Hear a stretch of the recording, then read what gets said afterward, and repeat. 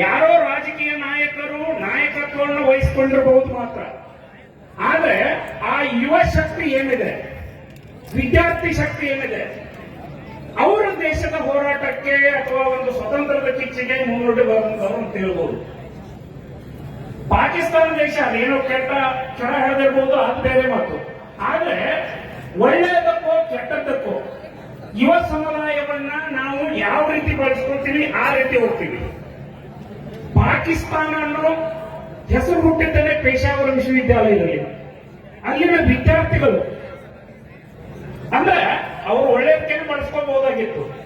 ಇವತ್ತು ನಾವನ್ನೇ ಇಲ್ಲಿ ತಗೋಬಹುದು. ಉಸ್ಮಾನಿಯಾ ವಿಶ್ವವಿದ್ಯಾಲಯದ ವಿದ್ಯಾರ್ಥಿಗಳು ಹೋರಾಟ ಮಾಡಿ ನಮ್ಮ ಯತ್ನಾಳ್ ಕಕ್ಕಾರ್ ಹೇಳ್ತಿರ್ತಾರೆ, ಈರಣ್ಣ ಕಕ್ಕಾರ್ ಹೇಳ್ತಿರ್ತಾರೆ, ಉತ್ತರ ಕರ್ನಾಟಕ ಅಭಿವೃದ್ಧಿ ಆಗಬೇಕು ಅಂತೇಳಿ. ಆ ಉಸ್ಮಾನಿಯಾ ವಿಶ್ವವಿದ್ಯಾಲಯದ ವಿದ್ಯಾರ್ಥಿಗಳು ಇವತ್ತು ಹೋರಾಟ ಮಾಡಿ ತೆಲಂಗಾಣ ಮತ್ತು ಹೈದರಾಬಾದ್ ಅಂದ್ರೆ ಪ್ರತ್ಯೇಕ ರಾಜ್ಯಗಳಿಗೆ ಹೋರಾಟ ಮಾಡಿ ಯಶಸ್ವಿಯಾದರು. ಅದರಿಂದ ಇವತ್ತು ಆ ರಾಜ್ಯ ಉದ್ಧಾರ ಆಗ್ತಾ ಇದೆ. ನಾವು ಹೇಳ್ತೀವಿ ಹಿರಿಯರು ಹಿರಿಯರು ಅಂತ. ಕವಿಗಳು ಹೇಳ್ತಾರೆ ಏನಂದ್ರೆ, ಹಳೆ ಬೇರು ಹೊಸ ಚಿಗುರು ಕೂಡಿರಲು ಮರ ಸೊಗಸು ಅಂತ.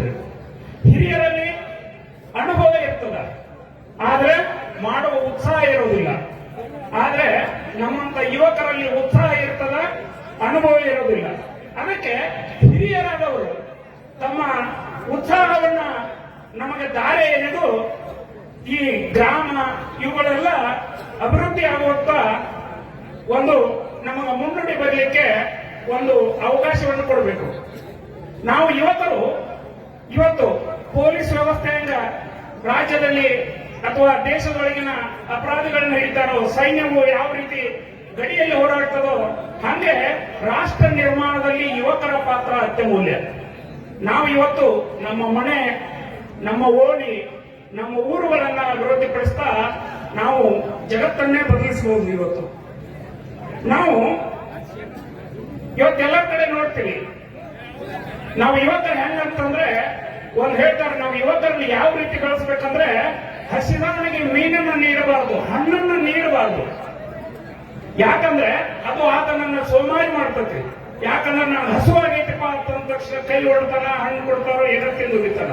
ಆದ್ರೆ ನಿಜವಾಗಿಯೂ ಅಭಿವೃದ್ಧಿ ಏನಾದ್ರೂ ಇದ್ರೆ ಹಸದವನಿಗೆ ಒಂದು ಮರ ಬೆಳೆಸಿ ಹಣ್ಣು ಬೆಳೆಯೋದನ್ನು ಕಲಿಸ್ಬೇಕು, ಒಂದು ಮೀನು ಹಿಡಿಯೋದನ್ನು ಕಲಿಸ್ಬೇಕು. ಯಾಕಂದ್ರೆ ಆತ ಜೀವನ ಪೂರ್ತಿ ತನ್ನ ಹೊಟ್ಟೆಯನ್ನು ಹೊರಿತಾನೆ.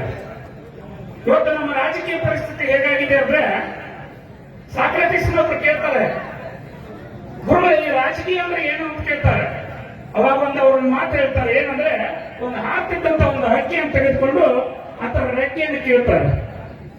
ಆ ಹಕ್ಕಿ ಹಾರೋದ್ ತರ ಮಾಡ್ತಾರೆ. ಅದಾದ ನಂತರ ಅದ್ರ ಮುಂದೆ ಕಾಳು ಹಾಕ್ತಾ ಹೋಗ್ತಾರೆ. ಆ ಹಕ್ಕಿ ಅದನ್ನ ಫಾಲೋ ಮಾಡ್ತಾ ಹೋಗ್ತದೆ.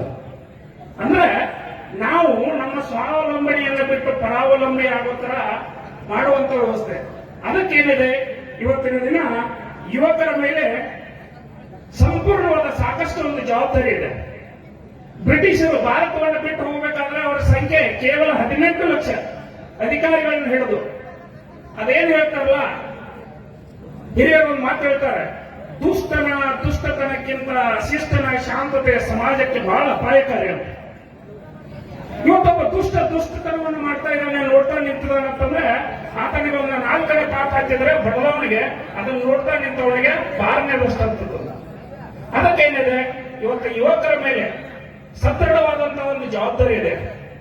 ಈಗಿನ ಯುವಕರು ನಾವು ಮುಂದೆ 2047ಕ್ಕೆ ನಾವೆಲ್ಲ ವೃದ್ಧಾಪ್ಯಕ್ಕೆ ಬರಬಹುದು.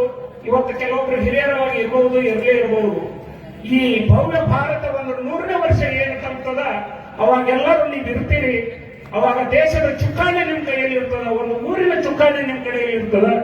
ಅದಕ್ಕೇನಿದೆ, ನೀವೆಲ್ಲರೂ ಕೂಡಿ ಒಂದು ಒಗ್ಗಟ್ಟಿನಿಂದ ಕೂಡ್ಕೊಂಡು ಎಲ್ಲರಿಗೂ ಒಂದು ಗ್ರಾಮವನ್ನು ಅಭಿವೃದ್ಧಿ ಮಾಡಬೇಕು. ನಾನೊಬ್ಬನೇ ಮುಂದೆ ಹೋಗೋದಲ್ಲದೆ ಇಡೀ ನನ್ನ ಸಮಾಜ, ನನ್ನ ಊರು ಇವುಗಳನ್ನೆಲ್ಲ ಒಂದು ಅಭಿವೃದ್ಧಿಪಡಿಸ್ತಾ ಹೋಗ್ಬೇಕಂತೇಳಿ ಭಗತ್ ಸಿಂಗರ ಕಿಚ್ಚನ್ನ ನಮ್ಮ ಎದೆಯಲ್ಲಿ ಇಟ್ಟುಕೊಂಡು ಎಲ್ಲರೂ ಒಂದು ಬಾರಿ ಜೈಕಾರ ಹಾಕಿ ನನ್ನ ಭಾಷಣವನ್ನು ಮುಗಿಸ್ತೀನಿ. ಜೈ ಭಗತ್ ಸಿಂಗ್.